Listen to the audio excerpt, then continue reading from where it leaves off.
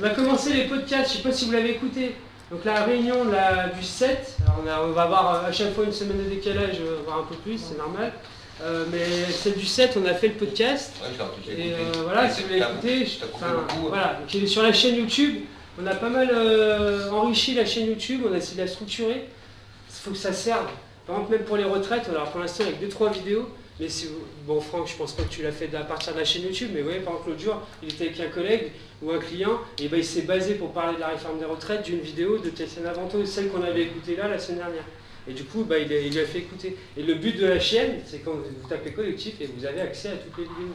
Et qu'on mette plein de vidéos intéressantes qui peuvent servir déjà pour vous et aussi éventuellement pour partager. Et donc, on a commencé à faire des podcasts, matos. On enregistre et donc on fait un montage, on met pas tout. Il y avait quasiment 3 heures de réunion, je crois. Ouais, il y avait toute la réunion, quoi. Ouais.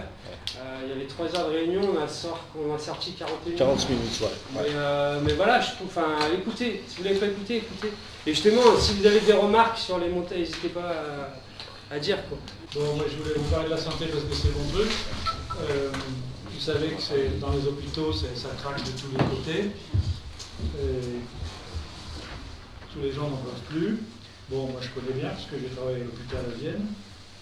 Et là, il y a une coordination nationale des comités de défense des hôpitaux de proximité. Donc, ils se défendent parce qu'on est en train de fermer les hôpitaux un peu partout en France. Ça existe depuis plusieurs années. Voilà. Donc, ils sont de plus en plus énervés à la coordination. Et là, il y a une lettre ouverte à la ministre, responsable et coupable. Donc, Madame la ministre, les réformes qui se sont succédées depuis plus de 30 ans, qu'il s'agisse de l'hôpital ou de la protection sociale, ne répondent qu'à un double objectif financier, diminuer les dépenses publiques et faire la part belle au privé. Vous êtes responsable de cautionner ces politiques, de n'avoir par aucun moyen vraiment tenté d'y remédier, avec le constat actuel, des bébés qui naissent sur le bord des routes, dans des voitures ou dans le camion des pompiers, des services de cancérologie, d'urgence, de gériatrie qui ferment temporairement ou définitivement faute de personnel, des services de réanimation néonatale obligés de mettre des bébés sur la route au péril de leur vie, 1200 chefs de service qui démissionnent de leurs fonctions administratives, des personnels épuisés qui s'arrêtent ou qui se suicident, 9,7% de patients sans médecin traitant, des délais de 6 mois à 1 an pour des examens ou des consultations de spécialistes. Cette situation s'apparente à celle d'un pays en voie de développement et pourtant c'est celle de la France, pays moderne, doté de technologies de pointe, notamment dans le domaine de la santé, mais où les moyens humains et financiers ont été réduits à l'extrême. Vous êtes coupable, car avec la loi La Santé 2022 et les coupes sombres dans le budget de la sécurité sociale, vous aggravez encore la situation. Primes aux services d'urgence qui réorienteront des patients, regroupements poussés à l'extrême, réduisant les soins de proximité à peau de chagrin, nouvelles fermetures de lits et suppression de postes, obligeant les patients qui en ont les moyens à s'orienter vers le privé.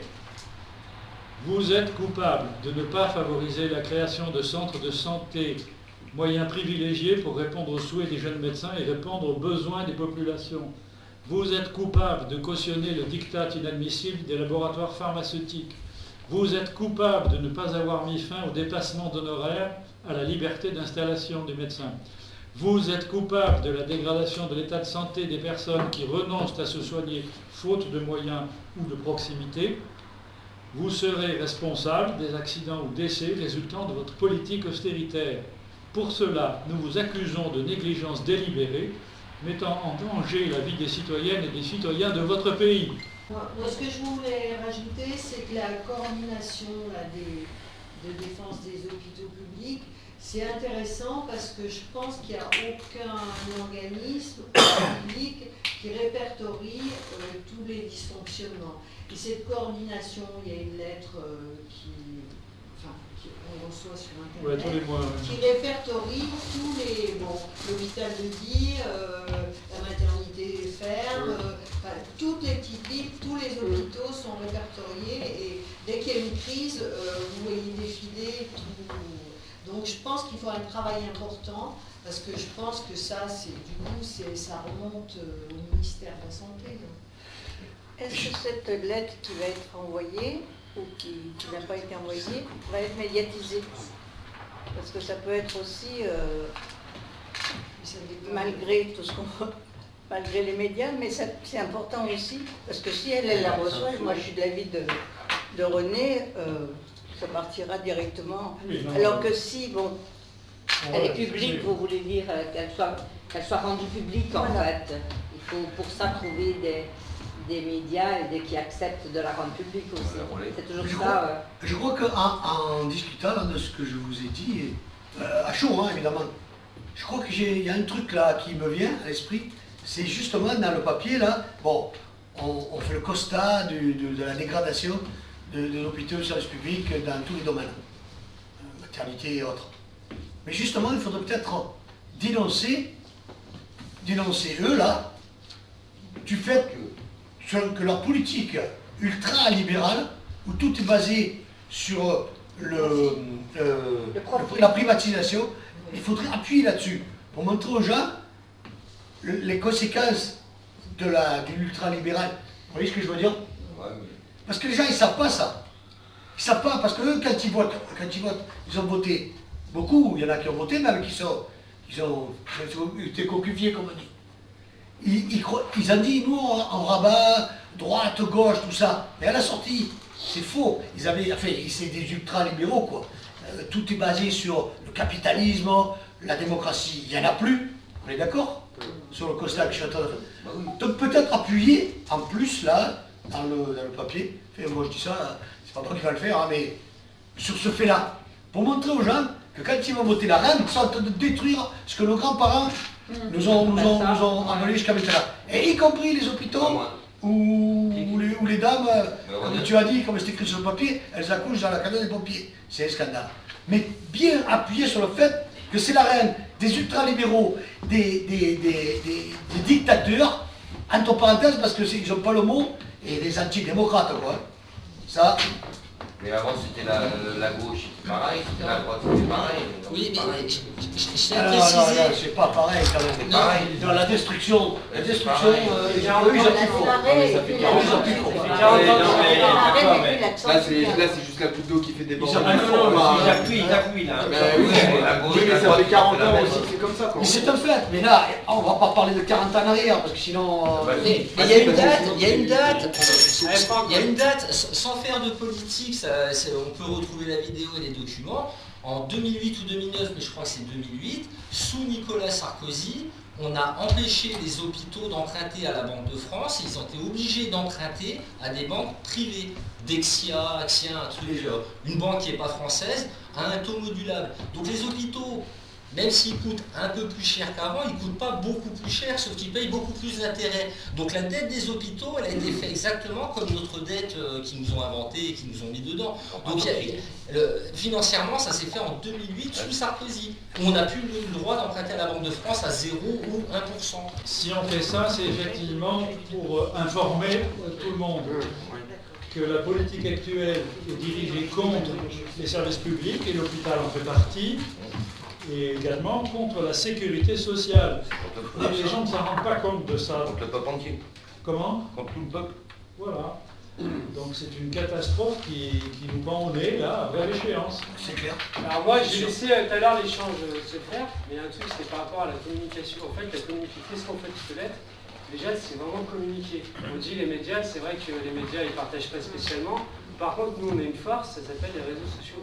Donc c'est déjà partager un maximum pour vraiment informer. Déjà, le premier truc qu'on peut faire, et c'est très rapide, c'est juste de partager et informer. Mais les réseaux sociaux, c'est courrier qu'on pour que les reste gens quand se même rendent compte, quoi. entre gilets jaunes, hein, les réseaux sociaux. Bah après, ça partage, il y a des amis, des Bien entourages, sûr, bien il faut sûr. voilà, mais au moins partager. Ouais.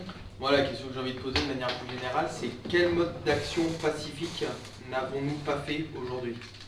Oui, je suis d'accord. Le constat, il est là. C'est la communication. On a utilisé tous les modes d'action que nous avions en notre possession. Sauf Lequel? jouer sur la politique, revenir, parce que eux, ils n'en font plus. Si vous remarquez, eux, ils ratissent à droite, à gauche, là-bas, lui, l'autre, qui était socialiste, l'autre qui était je ne sais quoi. Donc ils ratissent. Il n'y a plus de politique là. Donc revenir à des fondamentaux. Venir au parti. à la politique vraie, pure, simple. Parce qu'il n'y en a pas. La preuve, l'autre elle s'affiche, elle ne marque même pas. On est d'accord ou pas là? C'est un constat que je fais. Hein. Oui, il joue dans le flou. Il joue. Il veut l'entrer par effraction, tout simplement. Oui, et par effraction, tout à fait. Donc peut-être revenir, enfin, je pourrais répondre un peu à ce qu'il vient de dire, peut-être revenir à la politique pure. Hein. Mais pas celle qu'on connaît, parce que sinon on va tomber dans le panneau de 40 ans en arrière. Je suis d'accord avec vous. Quand vous l'avez dit tout à l'heure, vous l'avez bien dit, droite-gauche. Donc il ne faut pas tomber dans ce panneau. Mais je sais pas. Alors, ça fait encore, même si je pense qu'on est tous plus ou moins conscients qu'on a fait de la politique depuis 17 novembre, voilà. Mais c'est encore un mot fort. Partisane qui donc c'est pas voilà. Je pense que ça c'est autre chose. Par contre, dénoncer, éveiller une conscience, sans dire de faire d'ouvrir un parti, mais déjà c'est que ça on avait plus ou moins tous d'accord là-dessus, c'est d'éveiller les consciences sur les gens. Mais en effet, sur ce que tu dis, moi ça fait une semaine là, j'essaie de rédiger un truc là-dessus, sur ce que tu disais tout à l'heure, sur vraiment le lien entre le capitalisme, le libéralisme. La démocratie, faire un truc là-dessus, montrer plein de vidéos, travailler ça, oui, le dénoncer quoi. Mais là, c'est juste pour revenir, alors pour aussi te répondre à ta question, je pense qu'on a essayé plein de choses, mais est-ce qu'on l'a bien fait? Par exemple même sur l'utilisation des réseaux sociaux, est-ce qu'aujourd'hui on utilise correctement les réseaux sociaux? Je suis pas sûr. Oh, mais regarde la ligne jaune, c'est quand même 85 000 personnes qui sont inscrites dessus. C'est pas beaucoup. Hein. Si, 85 000 personnes. Ça Ah ouais, ça a augmenté du coup. Mais regarde, ils ont fait un beau site internet, ça communique. François Boulay est pas sur tous les plateaux télé. Qu'est-ce qui s'est passé? Ça fait un peu défaitiste comme discours, hein, mais franchement, moi à force je vois plus quoi. Et c'est vrai qu'on fait beaucoup de réunions, c'est bien qu'on se regroupe toutes les semaines. Hein. Mais du coup à chaque fois on tourne en rond parce qu'en fait on essaie de penser toujours pacifique. Finalement, même moi, ça me coûte de dire ça, mais c'est vrai qu'en fait on a un cercle, on n'ose pas sortir de ce cercle sous prétexte que... Tu vois ce que je veux dire ou pas? C'est ça. Non, parce que je suis pas d'accord, parce qu'on a bien dit qu'on avait 2 lignes à mettre en place, et que par contre la deuxième ligne, on ne pouvait pas le faire nous, on n'était pas assez pour ce genre de... Ah si, on a essayé. Ouais, mais tu vois, la première... Non, mais tu vois, la première ligne, on a beaucoup dit, alors là on parle à notre niveau, mais moi je te parle au niveau national. Oui. Regarde de ce qui a été fait, il y a eu des pétitions, il y a eu des lettres, même si la vôtre est très bien écrite, moi je souscris totalement. Ah oui, moi aussi. Il y a eu plein de choses, ils ont été interpellés, etc. Mais ils s'en battent les couilles. Ah oui, mais vraiment, totalement. Et j'ai l'impression, et tu peux faire ce que tu veux, la loi ils vont la faire de leur côté, ils ont un ordre qui est à leur service. Mais qu'est-ce que tu veux faire? Il faut espérer qu'à force de se faire, il y a de plus en plus de gens qui vont réagir. Profiter de la convergence, que là il y a plein de luttes, et profiter de ça, que ça se mette de partout. Quoi. Et c'est réussir d'unir et de s'unir. Moi, une chose que j'ai constatée, c'est que les gens sont informés un peu plus depuis 4 semaines, c'est-à-dire depuis que les syndicats sont entrés dans la danse. Sinon, ça faisait 1 an qu'on essayait d'informer avec tous nos moyens, et c'est depuis 4 semaines qu'on voit un peu que les gens se réveillent par-ci, par-là. Les violences policières. Voilà. Oui, mais avant aussi, il y en avait. Oui, sauf que, voilà, il y a depuis 4 semaines, ça veut dire que si les syndicats rentrent chez eux, on est mort de chez mort. Je voulais revenir sur comment on fait. Il y a une similitude à l'heure actuelle entre la résistance sous Hitler et puis l'antidémocratique de ça, là. Et la gentillesse, à un moment donné, il faudra passer à autre chose. Hein. C'est pour ça que les petites actions coup de poing qui se font à droite et à gauche, c'est intéressant. Et les syndicats, pour rebondir sur les syndicats, on a vu dans les manifs à Salaise, la CGT se fait de la pub.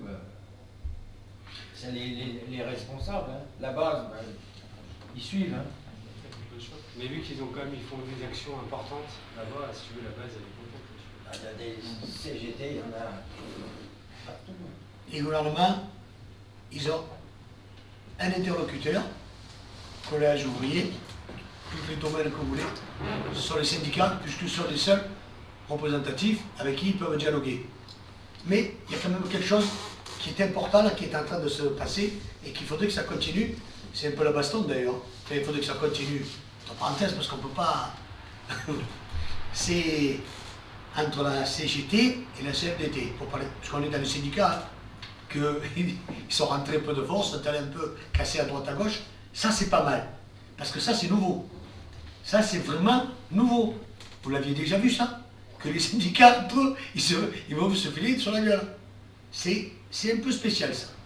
Donc, quelque part, il y a quelque chose aussi à ce niveau-là. Enfin, c'est comme ça que je fais. C'est encore Qui voulu se par le passe? gouvernement, hein? Non, Bon, après, ça je passe pas. Non, là, Non, mais la CFDT a quand même une certaine tradition à la traîtrise. Hein, ah, ça c'est clair. Ah, ça c'est clair. Ça a été en 95, ça a été Voilà, avant. Oui, mais là, franchement, là c'est chaud là. Un tyran, les autres. Bon, peu importe si vous êtes de côté. Ils sont pas les seuls, hein. Il y a un syndicat des cheminots aussi, je sais pas comment il l'appelle. Il a fait comme l'UNSA. Pas les couilles de ma gueule. Moi je pense qu'il faut jouer. Je sais pas Alors si... moi juste une parenthèse par rapport aux gilets jaunes et justement les syndicats. Alors c'est vrai qu'on n'a pas de chance, enfin, que ça n'a pas été simple. Je veux dire les contacts avec la CGT c'est toujours pas simple d'ailleurs. Enfin, je pense c'est pas trop la position. Après ça ne nous empêche pas de faire des choses avec les associations, l'influence avec les profs surtout. On en parle après, mais voilà, une grosse semaine dessus. Mais il y a des exemples comme à Morestel, à Grenoble. Alors après, on pourra revenir dessus, mais où ça se passe super bien.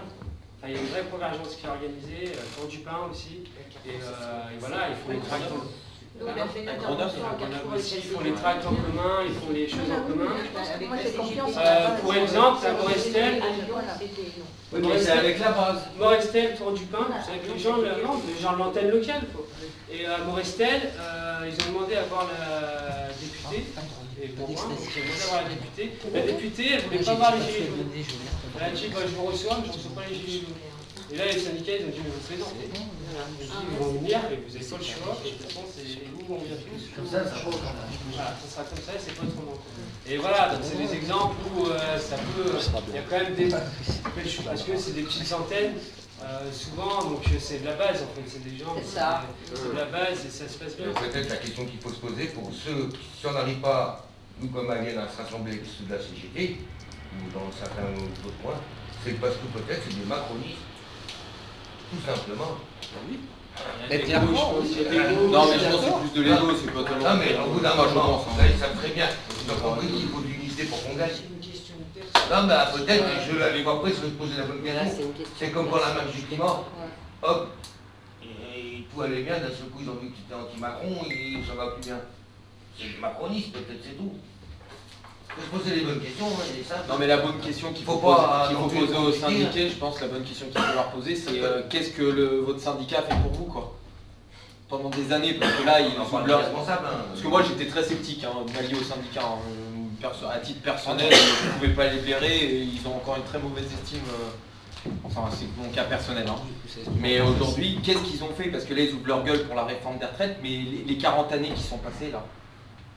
Parce que là, on dit tous la réforme des retraites. Alors oui, tout le monde est vent debout. Oui, mais il n'y a pas que ça. Il n'y a pas eu que ça. Il n'y a pas que ça, voilà. Il n'y a pas eu que ça. Ça fait 40 ans, là, qu'est-ce qu'ils font là? Pour moi, l'exemple le plus... 8 mois que se battent, les CGT ne sont pas sortis. L'exemple pour moi le plus flagrant de ce que dit Louis, c'est la FNSEA. Alors c'est pour moi le plus pourri pour les agriculteurs. Comme vous voyez, tous les 2 jours encore l'agriculteur se fout en l'air et que là encore toujours à négocier à l'Élysée, à se tirer des gros gueules. Elle a envoyé les agriculteurs, mettez de ceci, vous n'avez pas le choix, machin. Pour moi c'est les plus pourritures des syndicats. Et c'est voilà, ce qu'il dit, c'est vraiment ça. Et vous savez, il y a des têtes. Si on les voit pas. Ouais, c'est vrai, les paysans, on ne voit pas. C'est pas ça. C'est des trucs comme ça. Et après, il y a d'autres, je pense, qu'on voit plus localement, c'est différent. Vous avez des gros syndicats, et c'est ça que peut-être qu'il faut qu'on arrive à faire la différence aussi. Et voilà. Le ministre de l'Agriculture, c'est un ancien directeur de la Commission. Ah ouais, c'est Ah ouais, voilà. Ouais, c'est tout même. Berger va venir au gouvernement. Au nouveau, à l'Europe, et après Anthony. Ils sont tous casés. Voilà. La semaine passée, vous avez été à Givors, rejoindre la CGT. Oui, on a eu du mal, hein. On a eu du mal parce qu'on y était allé une fois.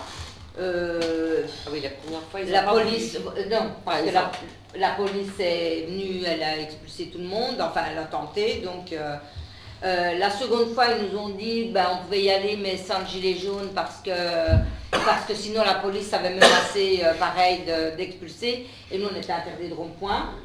Et puis finalement, la troisième fois, on y allait, c'était un vendredi, c'est ça? Oui. Il nous avait dit pareil, moi, parce que je suis en contact avec eux sur Messenger, il m'avait dit venez, mais sans le gilet jaune, vous savez, c'est problématique. Sinon, il y avait des petits paysans qui étaient là aussi. Donc c'était un petit déjeuner organisé par les paysans pour soutenir les gens de la CGT. Et donc ils nous ont dit venez, oui, vous êtes les bienvenus, mais sans le gilet, toujours parce que moi j'avais un petit peu les boules. Je dis bon, on va y aller tous sans le gilet, on l'emmène avec nous. Et on verra comment ça évolue en fonction. Moi, j'avais quand même mis mon foulard jaune, mon badge Givor et tout. Et puis entre eux, après, donc on y est allé. Entre eux, on a discuté, enfin, ils ont discuté entre eux. Et puis, il y en a qui étaient d'accord qu'on mette nos gilets jaunes. Donc, nous deux, on a mis nos gilets jaunes et on est tous rentrés au Carrefour.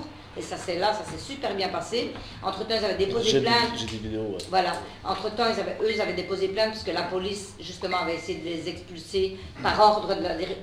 Parce qu'il faut savoir qu'à Givor, quand la police intervient, c'est sous ordre du préfet qui est mandaté par Carrefour. Hein. Oui, ça, c'est faut savoir. Hein, voilà.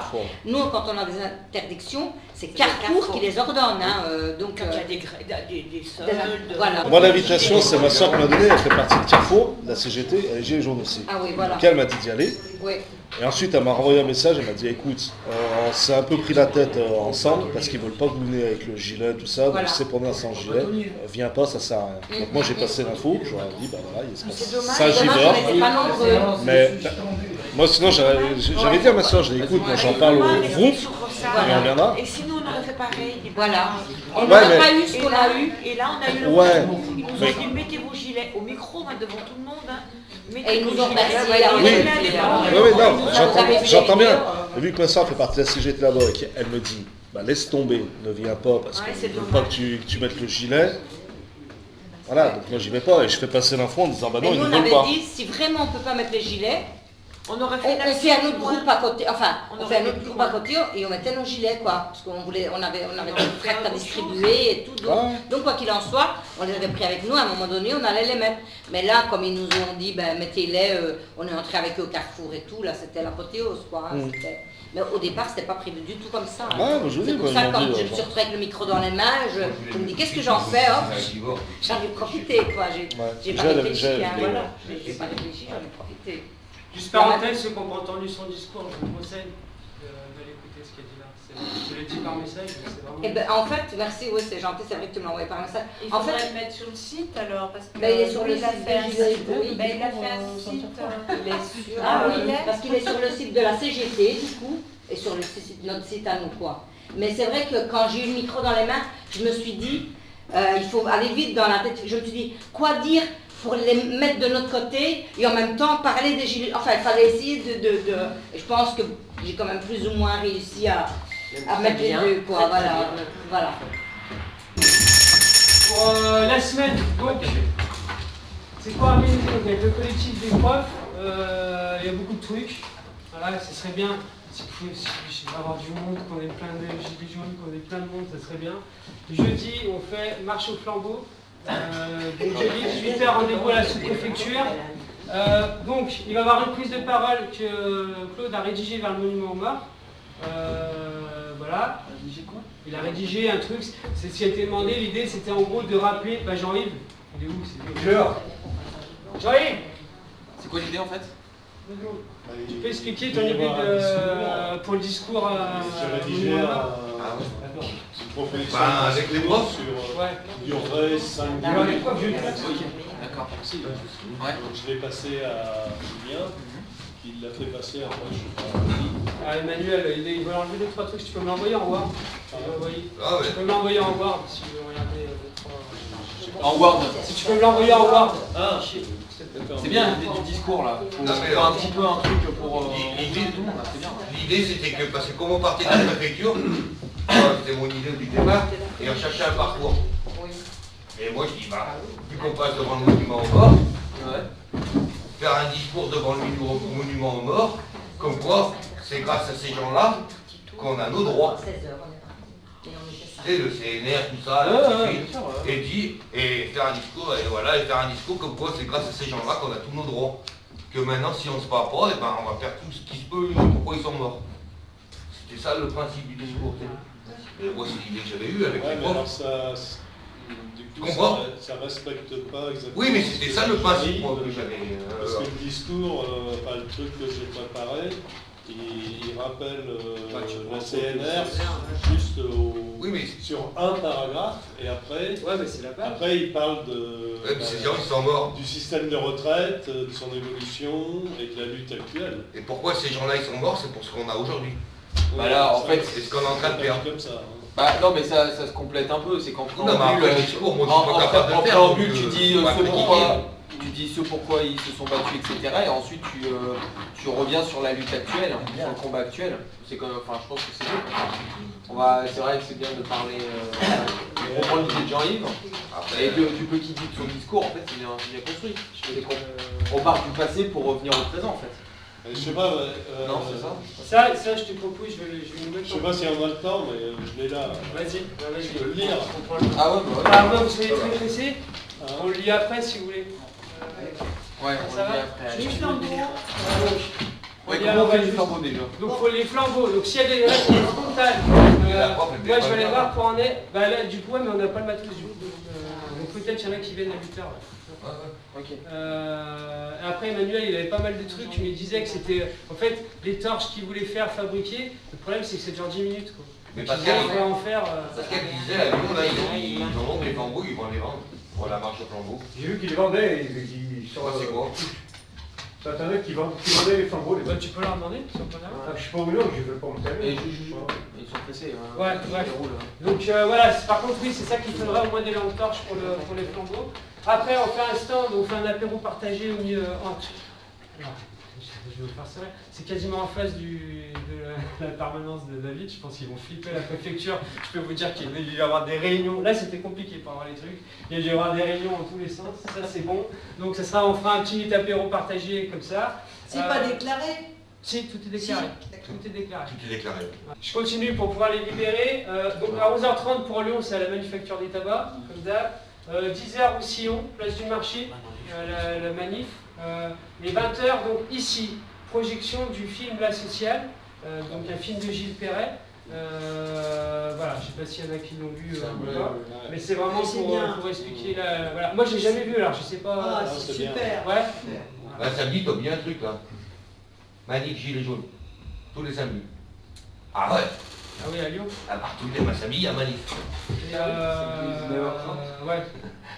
Et sinon, donc samedi 19h30. Alors ça, je ne peux pas vous assurer que c'est celle que je pense, mais je pense que c'est celle que je pense. C'est pareil, elle va projeter une conférence. C'est magnifique ça. Je coupe pas au montage. C'est une conférence gesticulée de Franck Lepage. Pareil, je vous conseille, il a fait plein de petites vidéos pour la fin 2019. Là, je suis tombé, j'ai tout mis, ça s'appelle le Carnat réfractaire. J'ai mis ça en lien sur la chaîne YouTube, vous pouvez aller voir. Et il a fait plein de petites vidéos de 10 minutes, il revient sur plein de trucs, notamment sur les gilets jaunes. Et là, donc en fait, on va expliquer vraiment le fondement de la sécurité sociale. Et si c'est ce que je pense, c'est en lisant, en découpant une fiche de paye. C'est-à-dire qu'on sait, parce que tous, on a une fiche de paye, moi le premier à avoir revu, et on ne sait pas ce qu'il y a dedans en fait. Et là, du coup, il explique que ce qu'on a aujourd'hui, les retraites, tous les acquis qu'on a aujourd'hui, on ne les donne pas. On les paye. C'est même notre modèle social qui est envié dans le monde entier, on le finance à sa hauteur. On est le pays où on paye le plus de cotisations sociales. Voilà. Donc c'est pas on demande des choses qu'on ne mérite pas, c'est on les paye. C'est à nous. Voilà. Et donc il va expliquer tout ça. Donc samedi 19h30, aussi ici. Ouais, pour le site, en fait, on a prévu, alors il y a une page d'accueil. Tu vois, elle est dispersée. Ils s'en foutent. Il y a un onglet presse, etc. Et en fait, on voulait faire un onglet genre partenaire, ou je sais pas comment on peut dire ça, en répertoriant les autres groupes gilets jaunes avec qui on s'associe. Alors j'ai fait des tests, bon c'est pas encore visible sur le site, mais en gros c'est sous forme de bulles, où il y a déjà Givor, Chanas, etc.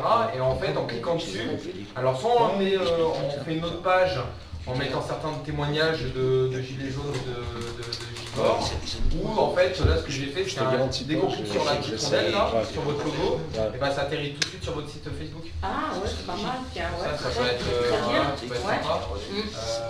Du coup, question, par contre, on peut s'inscrire à notre newsletter. Est-ce que tu peux faire plusieurs inscriptions à notre newsletter? J'essaierai, je te garantis, mais je vais essayer. Tu sais que newsletter, c'est un lien, c'est pour t'inscrire à notre newsletter. Est-ce que tu peux en mettre plusieurs? Si par exemple ils ont un mailing, les gens peuvent s'inscrire à leur mailing Yahoo.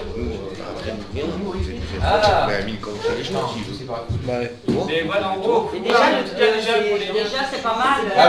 Oui, je comprends l'idée, oui, ça peut être possible. Ça, c'est déjà pas mal. C'est que sous le logo, en fait, je mets une sorte de truc avec Facebook, si vous avez une chaîne malheureux, YouTube, une newsletter, machin, ça dégage. Ensuite, on peut même faire une carte. C'est sur YouTube, il y a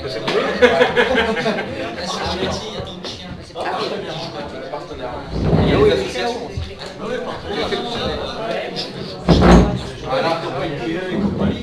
Et ça, il ne faut pas les malheureux.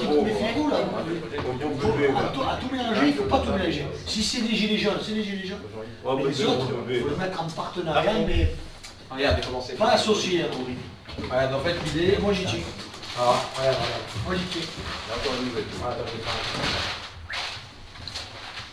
En fait, en gros, t'as le site là, machin, t'as le truc, t'as le nom du collectif ici, t'as accueil, machin, bidule, et là t'aurais un truc genre partenaire, je sais pas comment appeler ça, et tu cliques dessus. En fait, t'as les assos là. Ouais, si, moi c'est bien. Ensuite, t'as les ronds là, avec le logo de chaque association. Et puis ensuite, t'as groupe GJ, tu vois. Et là, pareil, t'as les ronds. Avec les logos de chaque gilet jaune, et dès que tu cliques dessus, pim pam. Que ça différencie bien. Ouais, ça différencie bien, ouais. J'ai même mis un léger trait pour vraiment bien distinguer. Donc le projet de discours, ceci. Le droit des travailleurs à un revenu lorsqu'ils arrivent au terme de leur vie de travail a une longue histoire. Limité dans un premier temps à quelques métiers, un progrès considérable a eu lieu à la Libération avec le programme du Conseil national de la résistance. Un régime général de retraite pour tous les salariés, par répartition, ce sont les actifs qui financent par leurs cotisations les pensions des retraités, financé par des cotisations salariales, l'employeur cotisant plus que le salarié, co-géré par les salariés et les employeurs. Le système de retraite va s'améliorer régulièrement jusqu'en 1982, meilleure prestation, taux de remplacement du salaire amélioré, âge de la retraite a baissé à 60 ans. À cette époque, les régimes spéciaux n'étaient pas perçus comme des privilèges, mais comme des modèles dont le régime général se rapprochait. Le tournant libéral des années 80 a ouvert une brèche dans la protection sociale et le système de retraite a été progressivement mis à mal. Allongement de la durée de cotisation à 40 ans, puis 42, 43 ans, âge minimum pour faire valoir ses droits porté à 62 ans, système de décote, mode de calcul de la pension entraînant une baisse sévère des droits. La résistance forte à chaque fois a permis en 1995 de faire échec au plan Juppé, mais n'a pas été suffisante en 2003 et 2010. La réforme Delevoye, que l'on reçoit en pleine figure, a pour caractéristique d'énerver à peu près tout le monde. Elle a voulu s'imposer rapidement, avec quelques éléments de langage qui devaient séduire suffisamment de monde par surprise. Pseudo-égalité, chaque point donnant les mêmes droits, alors que certains allaient avoir un misérable sachet de points et d'autres une grosse valise. Progrès social pour les femmes, disait-il, et retraite mini à 1 000 €. Et si certains étaient réticents, la pilule serait avalée facilement en opposant les 3% de régimes spéciaux aux 97% des retraités qui auraient au moins la satisfaction d'avoir tiré vers le bas ces privilégiés. La manœuvre a fait long feu. Ceux qui s'avançaient déguisés en médecins du système de retraite étaient en réalité les amis des assureurs, Delevoye, BlackRock, leader des fonds de pension américains, était l'hôte de l'Élysée. Le terrain était prêt avec la loi Pacte votée en 2019. Il préparait la transfusion de ressources du régime par répartition vers la capitalisation. La prise en compte des mauvaises années dans le calcul des futures pensions allait provoquer une baisse générale des pensions pour tous ceux qui auraient des carrières hachées, en particulier les femmes. Pour les fonctionnaires, la chute de revenus était impressionnante. À l'absence de revalorisation de leur salaire en tant que salariés, allait s'ajouter un effondrement de leurs revenus futurs en tant que retraités. Et on apprenait que la retraite minimum à 85% du SMIC était une mesure déjà votée pour 2008, jamais appliquée. De plus en plus de gens comprirent que le problème n'était pas les régimes spéciaux, mais bel et bien le cœur de cette réforme à points qui concernait 97% de la population. Alors le gouvernement a modifié le ton. Petit clin d'œil pour détacher les maillons faibles, la CFDT, quelques régimes spéciaux, et emmener les organisations syndicales sur une voie de garage, conférence de financement, et annonce de fermeté et de passage en force du projet à l'Assemblée par ordonnance. Cela n'a pas entamé notre résistance. Les manifestations un peu moins fournies sont restées importantes et surtout très déterminées. Loin de la démobilisation clamée par le gouvernement, il faut parler d'une réorientation de l'action qui économise les secteurs de pointe du transport et lance d'autres secteurs dans la bataille, qui alterne grève et manifestations et actions locales à forte visibilité, à l'exemple de Vienne où nous étions très nombreux et très visibles au marché de samedi, ou pour cette retraite au flambeau d'aujourd'hui. Il faut faire preuve d'imagination pour être efficace dans la durée. Nous allons continuer de démonter pièce par pièce ce projet de réforme à point, en montrer la véritable nature. Pour autant, le système actuel, juste dans ses principes, doit être amélioré dans plusieurs domaines, pénibilité, situation des femmes, etc. Faire échec à cette réforme à point, c'est aussi redonner de l'espoir pour beaucoup d'autres luttes déjà engagées, notamment sur le terrain de la santé et des services publics. Voilà. C'est fini. Ah, super.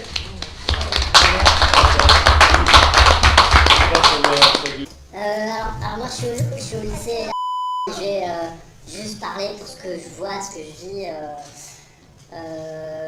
C'est une question qui revient souvent aussi en AG le lundi soir, parce qu'on fait des AG tous les lundis soirs, et il y a les lycéens qui sont là, qui nous demandent du soutien. Ça a été un peu compliqué parce que il y a eu plusieurs choses. Il y a eu des violences au niveau du début décembre. Des violences et nous on ne sait pas trop d'où viennent les violences. C'est-à-dire il y a eu des violences entre des élèves et la direction et ça a été, voilà, c'est assez compliqué. Donc les lycéens nous demandent du soutien. Je pense qu'on a du mal à soutenir dans le lycée, c'est compliqué pour nous. Je pense qu'on est un peu frileux, on a accueilli les élèves une fois en salle des profs, ils se sont exprimés, mais encore une fois par rapport à ces violences pour nous.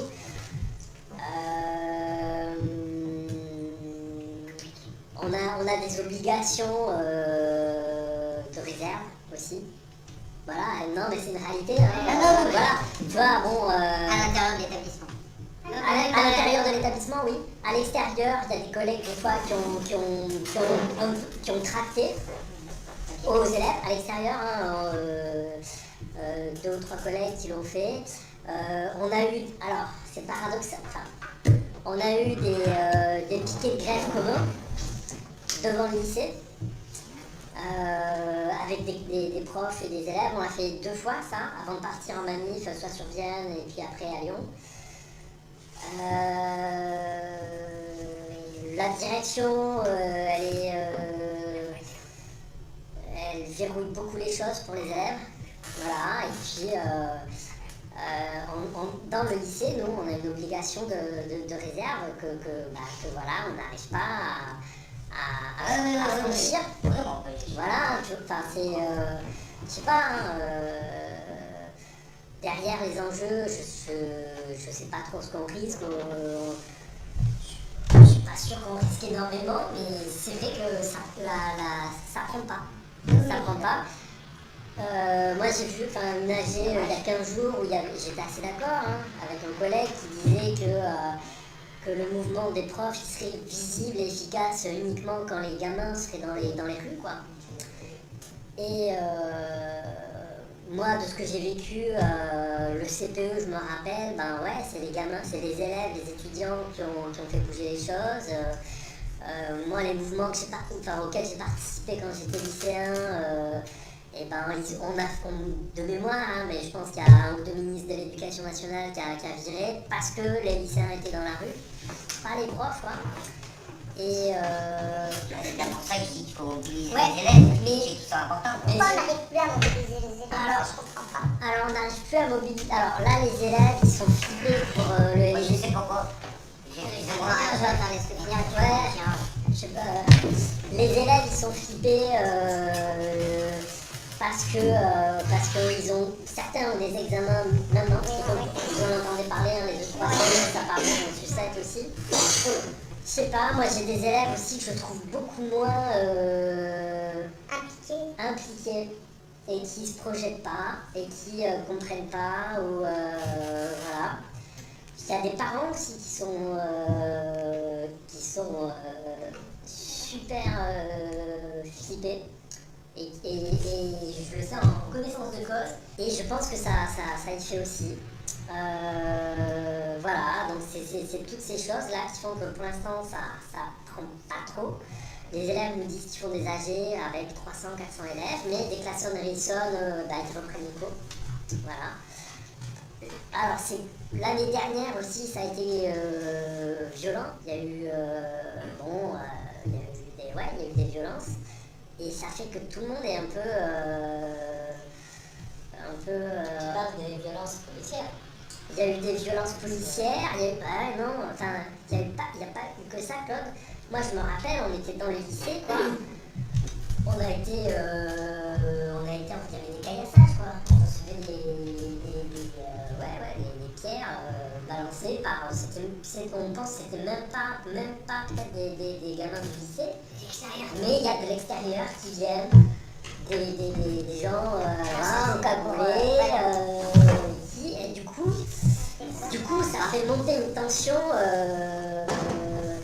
qui je pense, moi je sais pas, c'est compliqué parce que ça m'a eu, il y a 2000 élèves, il y a peut-être plus de 200 profs, c'est énorme quoi. C'est énorme et bon, du coup c'est la direction flippe beaucoup quoi. Et quand il y a des violences à l'extérieur aussi, nous on trouve des violences à l'intérieur avec des jets de pétards, des tentatives de départ d'incendie, des trucs comme ça. Et du coup, tout le monde est un peu flippé. Les extrémistes directs, on ne fait rien pour les extrémistes. Ouais, mais si tu veux, pour moi c'est un extrémisme, je sais pas s'il est bien réfléchi quoi. C'est de la délinquance que de l'extrémisme. Ouais, c'est de la gratuite, délinquance, amusement, il n'y a pas de politique derrière. Ouais, voilà, je suis pas sûre qu'il y ait de la politique derrière quoi. C'est de l'extrémisme canal. Mais ça fait peur à tout le monde. C'est ça, ça fait peur, c'est la politique de la peur quoi. Enfin, ça fait peur à tout le monde. Et moi c'est plus bon enfant comme c'était il y a 20 ans, tu vois, et on partait dans la rue, le proviseur nous disait faites gaffe, tout ça, ok, puis on allait gueuler, et puis voilà. Et là, il y a des tentatives de cramer des trucs et tout, et ça fait très peur à la direction. Il y a un autre truc qu'il faut revenir, c'est que l'année dernière, en décembre, janvier, la plus grosse répression qu'il y a eu, c'est pas contre les gilets jaunes, c'est contre les étudiants, contre les lycéens. Ils en ont pris plus dans la gueule que nous. Peut-être, ouais. C'est la plus grosse répression qu'il y a eu, mais elle est passée sous silence, mais c'est celle-ci. Elle est passée sous silence. Tu vois, moi ça me dit rien quoi. Oui, mais parce qu'elle est passée sous silence. Mais la plus grosse répression qu'il y a eu en décembre ou janvier de l'année dernière, c'était pas les gilets jaunes, C'était contre les jeunes. Par exemple, il y a eu ça a fait un peu du bruit, c'est quand ils ont mis tous les lycéens à genoux. Ah oui, je me rappelle, à genoux, le maison. Il n'y a pas que ça.